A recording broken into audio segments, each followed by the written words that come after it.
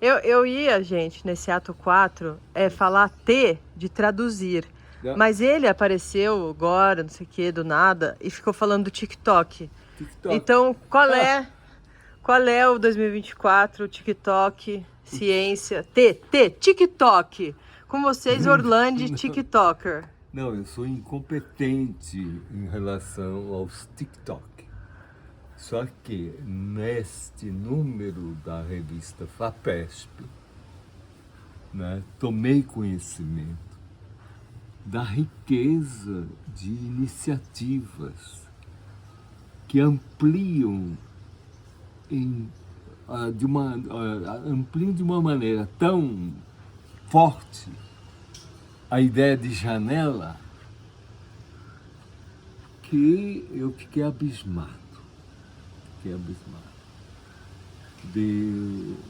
A ciência vem à tona através de imagens brincalhonas, muitas vezes, mas que tornam compreensíveis certas operações científicas, não é?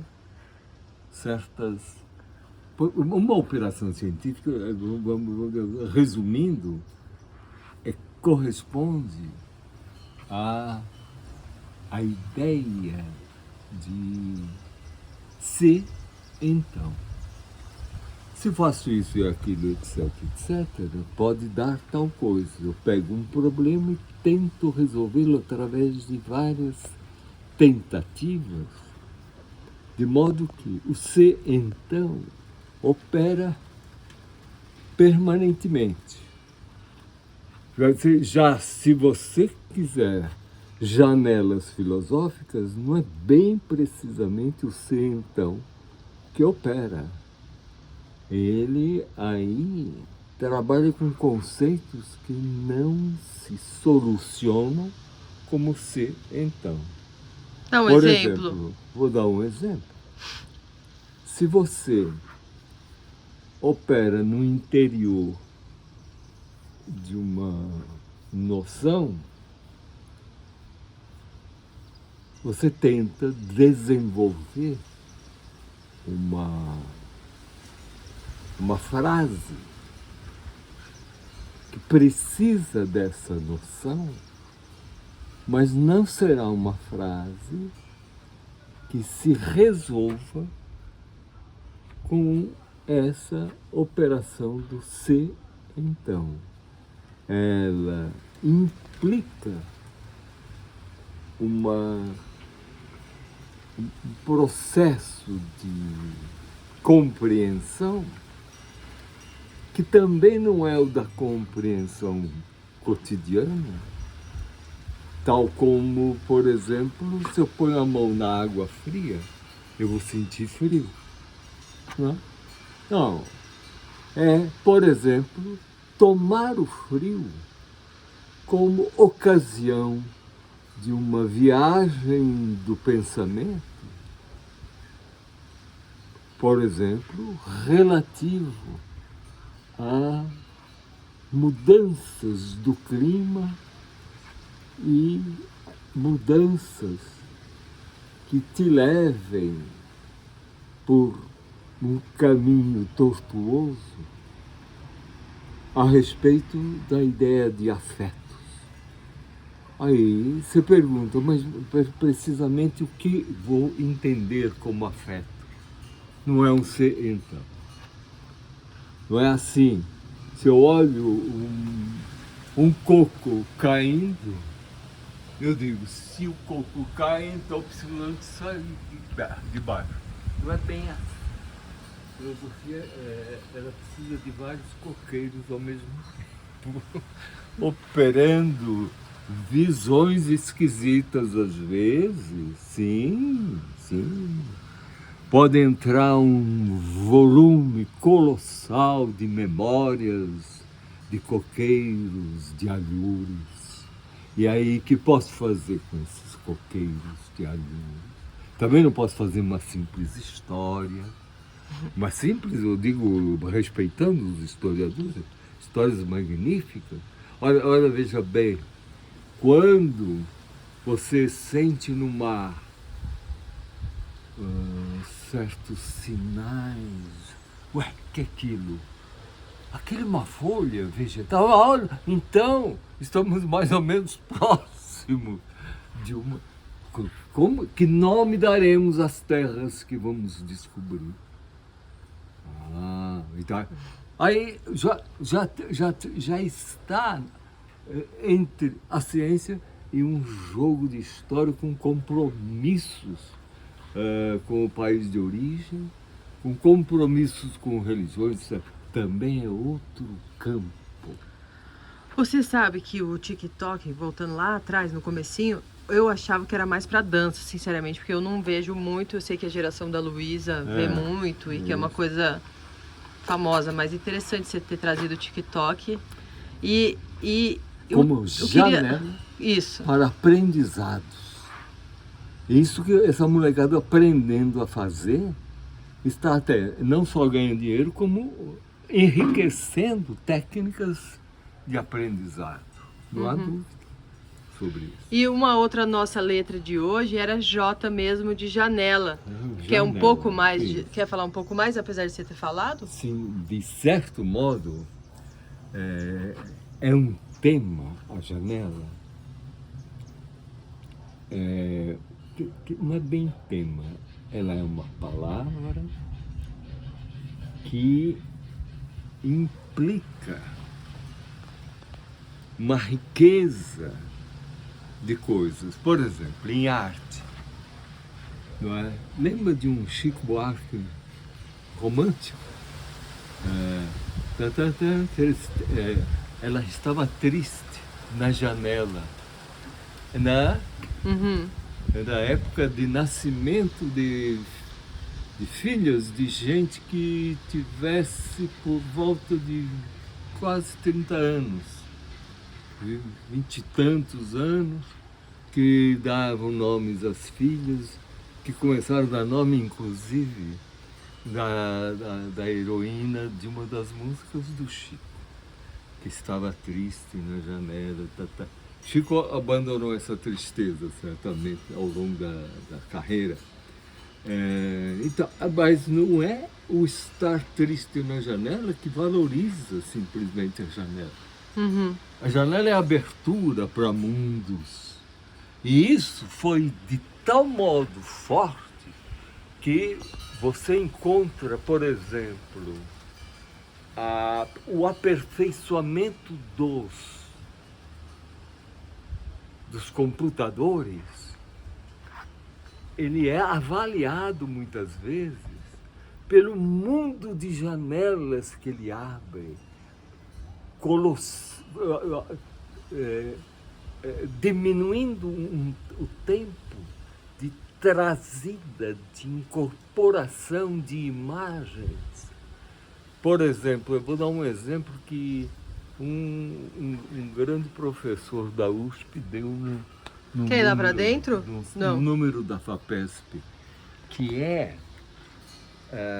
a ideia de você apresentar, num certo momento de desenvolvimento da velocidade dos computadores, algo parecido com um pedaço de São Paulo.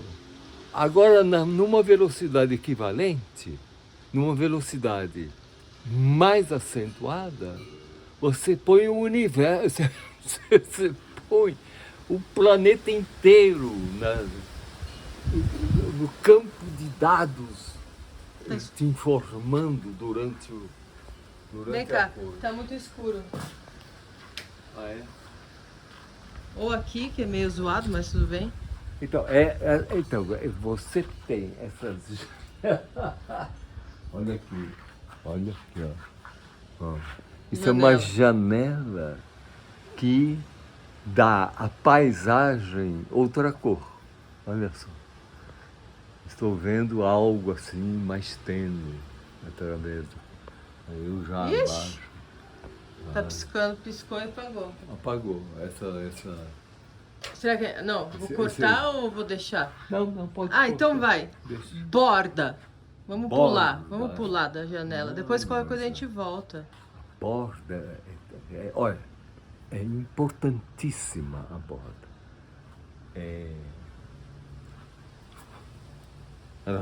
No meu mero aprendizado de certas coisas, a borda, né? Borda, não é? Borda é perto. A borda é um dos lados do êntere. É fortíssima a ideia de êntere.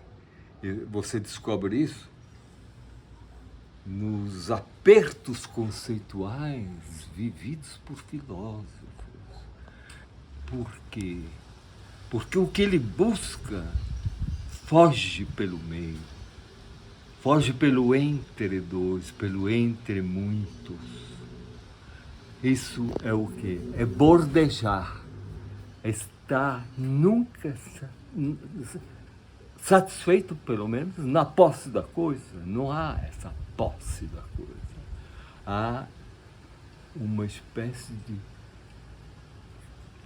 captura de bordas que são mais, digamos, inspirações deixadas pela coisa do que partes da coisa. Há uma vizinhança a ser sempre considerada. Isso aí que é a ideia de borda. Mas que encosta no quê? Aí que está. Você ama.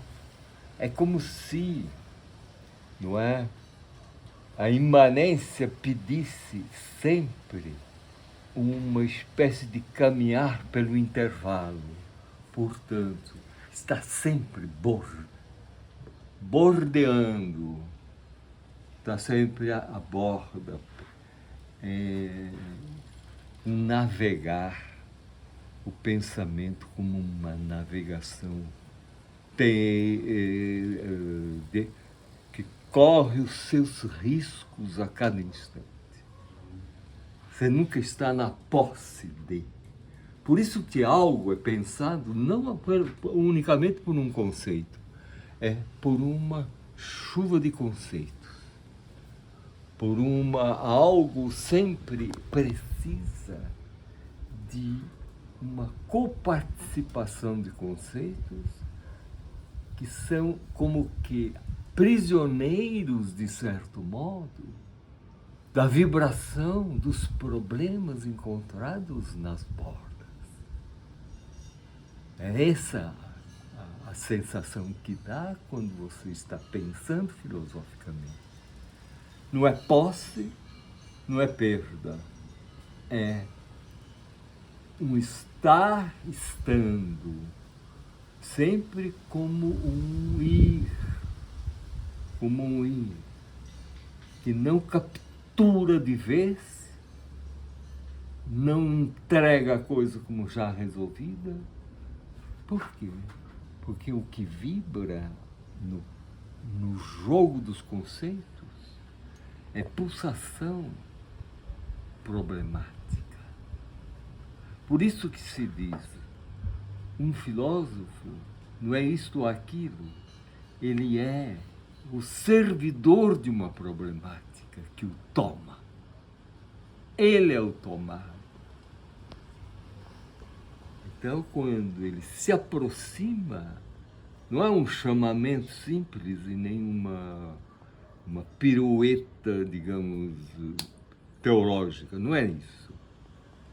É uma constância de apertos que a problemática joga com ele. Ele é, talvez, no fundo, puxe o C de caos? Sim. É. Não é? É. Por quê? Porque nós vivemos atacados pelo caos. O caos, por definição mais, digamos, conceitual que você pode encontrar, o caos é um excesso de determinações. Esse excesso de determinações deixa as coisas com muito mais cavernas do que, digamos, plaquinhas dizendo, aqui eu sou tal coisa, aqui eu sou tal outra, aqui eu sou tal outra, aqui eu sou tal outra. Como se você tivesse uma coleção de opiniões, uma coleção de determinações. Isso daqui é cálcio, isso aqui é ferro, isso aqui... Sim, mas que jeito eles estão aqui agora me tocando? Que coisa é essa? Então, tem aí o caos, que é inevitável, ele te ataca com mil e umas determinações. O que escolher? Não tem como. Tem como tratá-lo como aliado, de certo modo. Você precisa dele para um desenvolvimento que o torne palatável. Não é bem também isso, mas é uma fase do problema. O caos?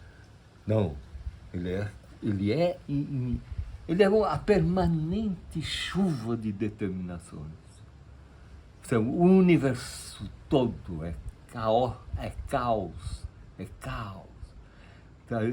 Mas não é como mais popularmente, eu acho que é uma... A gente não é uma fala, mera confusão.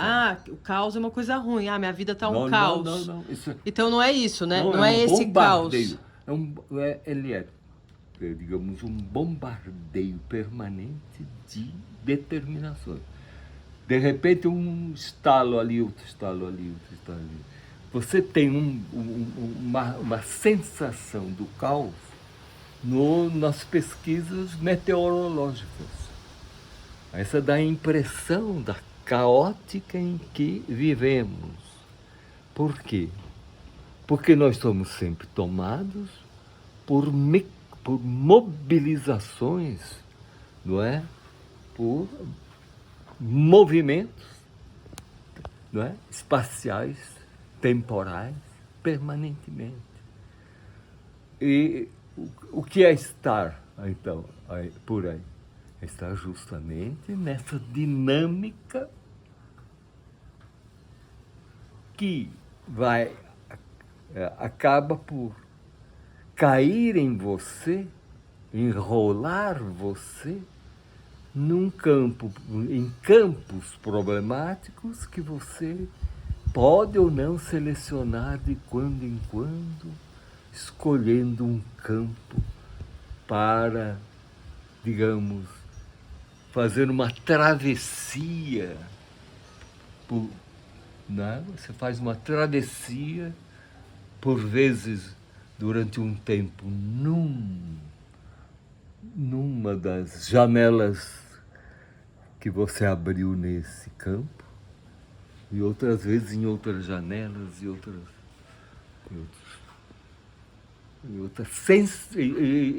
guiado pelo quê? Guiado pelo que te toca, pelo que te faz pensar a cada curva, a cada atalho, a cada virada de corpo que você dá para enxergar bem o que aquilo que está sendo escondido por aquilo que esconde.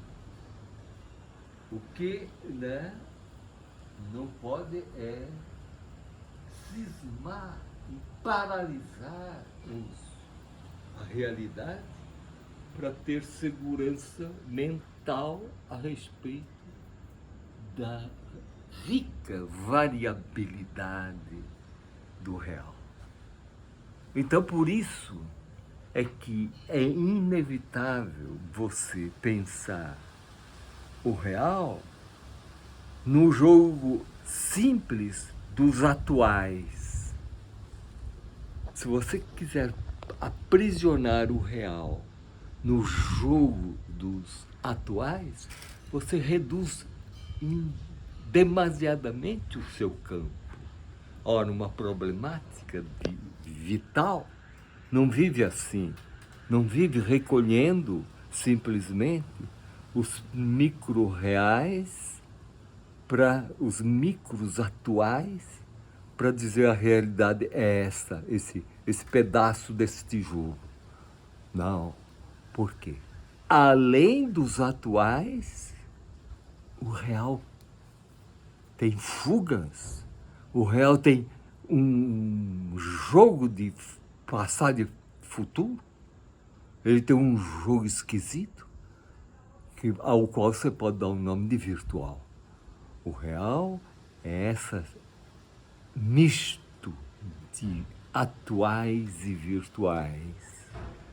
Isso aí você encontra em Busca do Tempo Perdido, por exemplo. Vem mais pra cá um pouco. Tá bom, senão vai ficar ventando e a Então, nossa... Nenhuma problemática filosófica se satisfaz com um atual. É isto, pronto, olha aqui, esse territóriozinho aqui que está sendo resolvido pela mente. Não.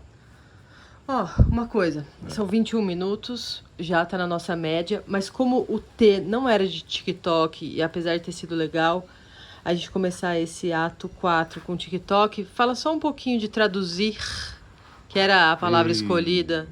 Só um pouquinho, o que é tanta... Como é... Vai. Ou outro, pode ser, quer outro dia, o T? Voltar. O traduzir... Para encerrar o vídeo bem... O traduzir tem... Ele é a tarefa, o esforço. Ele pode vir de vários de várias pressões. Você é levado a traduzir por vontade própria, porque a sua riqueza mental, a sua riqueza linguística é tal que você tem uma facilidade maravilhosa de entrar nas línguas. Tem gente, por exemplo, que consegue aprender 20 e tantas línguas e ter competência para navegar entre elas. Então, essa pessoa está apta, perfeitamente apta a fazer traduções ele pode até ter alguma outra dificuldade conforme a matéria a ser traduzida. Ele pode não ter tanta informação científica a ponto de poder traduzir um estudo, ou então em filosofia, etc.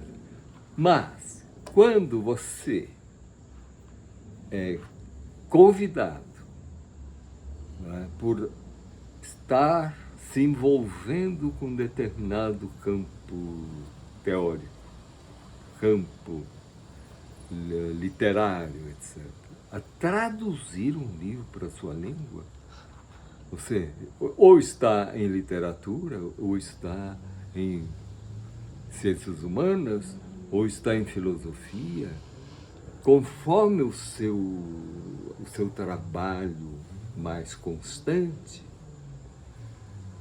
você vai sofrer de uma maneira ou de outra. Sempre vai sofrer. Por quê? Porque nenhuma língua se satisfaz nem mesmo com ela própria. Olha bem o que eu quero dizer. Traduzir começa já na própria língua. Você nunca está plenamente satisfeito com sua própria língua para dizer aquilo que parece que o autor daquela outra língua está dizendo. Isso se nota muito bem nos estudos, nos estudiosos, nos grandes tradutores que tentaram traduzir o Grande Sertão Veredas para outras línguas. Como dizer isso que esse cara está dizendo e o que ele está dizendo? Aí, já em português, você vai e fala, mas, meu Deus, o que ele está precisamente dizendo?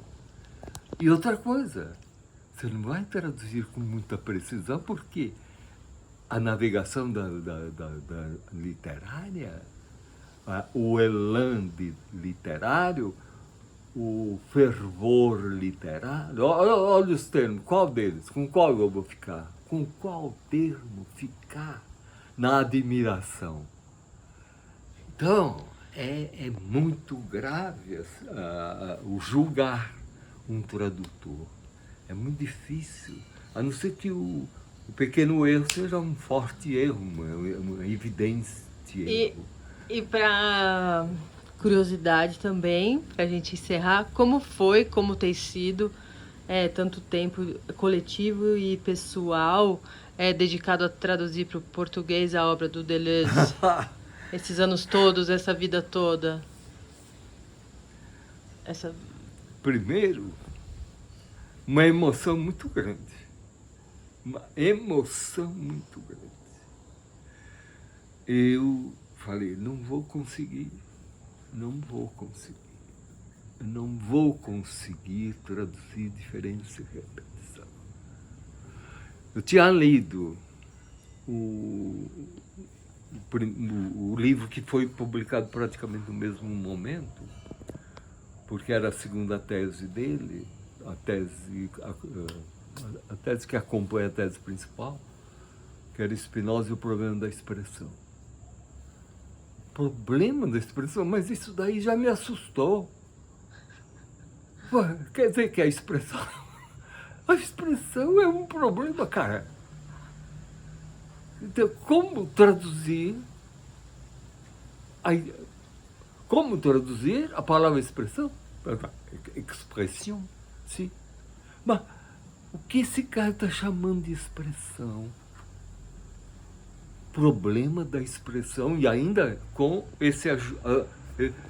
esse bicho chamado palavra, bicho, esse bicho perigoso, ele pula, ele salta, ele grita nos textos, que é a palavra problema. Né? Meus alunos não param de me falar, para com isso, para com essa coisa de problema. Mas se eu parar, eu paro comigo mesmo. Então, aí já está aí. A língua não sabe, com certeza, exprimir o que ela precisa na língua, nela mesma, traduzir a expressão do outro. É muito grave a situação. Então fala, não vou conseguir. Aí faz, a primeira tradução você faz como se aquela língua fosse a minha língua, a língua portuguesa tal como eu a habito e não habito tão bem quanto era necessário. Vai dizer esse francês desse louco, porque é uma loucura nova que aparece em filosofia. É uma loucura nova que aparece. Eu sentia no Spinoza o problema da expressão. Aí vem o choque, é outro. É outro pensar, é outra problemática filosófica. Então foi gostoso, tem sido gostoso? Depois, emocionante e gostoso? De repente, a dificuldade se transforma num privilégio de estar sendo levando a nova porrada, a luta, a nova dificuldade. E vai, eu vou te capturar, cara. Eu quero te capturar. Eu quero ver o que você pode. Já estava entrando nele, porque você não vai a Deleuze pensando que já sabe. É isto, o segredo estava já nisso. Você não vai a ele. Aí não só isso. Você não vai a outra língua pensando que já sabe essa língua. Então é um traduzir que é uma espécie de criação de uma nova alma em você. É isso. Não fingir-se conhecedor do francês. né? Você está coisa por tal outra. Você é tomado por uma maneira de expor um pensamento que não estava pronto, entregue pronto para você. É um novo pensar que está em pauta, que de modo que essas palavras não são simplesmente palavras, elas são um campo de ideias. Como colocar isso de maneira que não se perca muito o que ele está dizendo. Não. Mas e nisso tudo de traduzir, você tem a sua relação com o livro, com o autor e o leitor? Onde fica? Onde fica o leitor, o brasileiro, nesses 50 anos aí que você tem feito isso? Olha, de certo modo,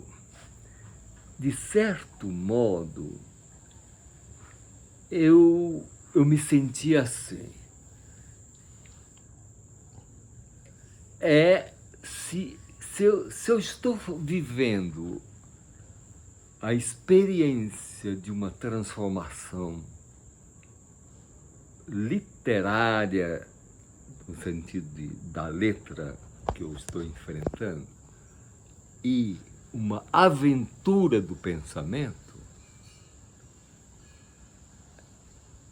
o leitor vai ter que fazer isso. Senão ele está perdido. Ou ele faz, ou ele não entra na coisa. Você tem que levar o susto que eu incorporei e que está na tradução. Mas então você faz a sua parte e o leitor tem que fazer a dele. Sim, ele tem que... Veja bem, está exposto a ele um susto. Ele tem que se assustar ali. Você nunca viu isso. É esse o ponto. Eu acho que a emoção, passei. Sim, fofo. Então, bom 2024. Bom 2024. Começamos bem, dia 4 de janeiro. Só falta um complemento. Eu continuo relendo para ver se eu melhoro. Relendo o alfabeto? Não, relendo a diferença de repetição. Sim. Para ver se eu melhoro aquela A tradução, entendi. Tá bom. Tchau. Tchau, lindo.